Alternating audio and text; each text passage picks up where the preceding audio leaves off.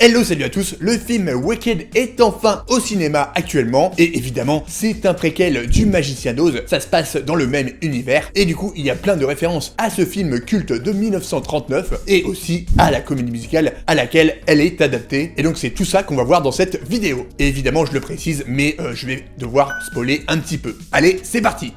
La première référence au Magicien d'Oz arrive dès le début du film avec le logo Universal qui passe du noir et blanc à la couleur, comme lorsque Dorothy arrive dans le pays d'Oz dans le film de 1939. Le logo titre du film utilise d'ailleurs aussi la même police d'écriture que celle du Magicien d'Oz.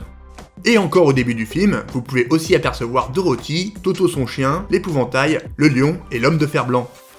Un autre élément iconique du Magicien d'Oz, ce sont les souliers de rubis bien sûr. On y voit une référence avec les chaussures données par Glinda à Elphaba dans la chanson Populaire. Une scène culte du film de 1939, c'est celle du chant de Coquelicot, où les personnages principaux s'endorment à cause du sort jeté par la méchante sorcière. Wicked fait évidemment référence à cette scène lorsqu'Elphaba endort toute la classe avec aussi des coquelicots. Et en parlant d'Elphaba, vous aurez peut-être remarqué que son vélo est semblable à celui de la méchante voisine de Dorothy dans le Magicien d'Oz. Et ouais, on y retrouve le panier à l'arrière, où la voisine y met le chien Toto, tandis qu'Elphaba, dans Wicked, s'en sert pour sauver le lionceau. Quelques autres références au Magicien d'Oz dans Wicked, il y a la route de briques jaunes sur la maquette du magicien, qui change plusieurs fois de couleur, l'ombre d'Elphaba sur son livre de cours, qui fait référence à la célèbre photo de Margaret Hamilton qui jouait la méchante sorcière de l'Ouest, ou encore la montgolfière à la fin de Wicked, qui permet au magicien de rentrer chez lui à la fin du film de 1939.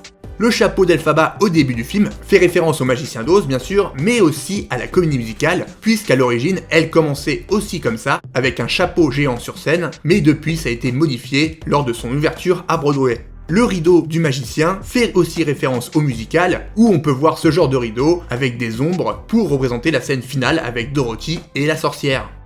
Enfin, on termine avec plein de caméos, avec évidemment les interprètes originales de Elphaba et Glinda, Idina Menzel et Christine Chenoweth, que l'on peut voir lors de la chanson One Short Day. Et dans cette chanson, justement, on peut aussi apercevoir la scénariste du film et librettiste du musical, Winnie Holzman, mais aussi le compositeur du musical et du film, Steven Schwartz, à la fin de la chanson, qui joue un garde de la cité d'Emeraude.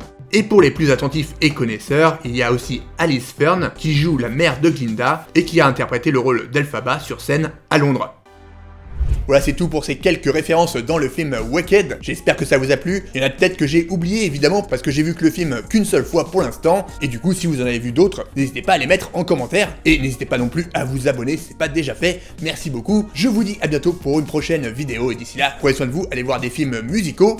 Ciao!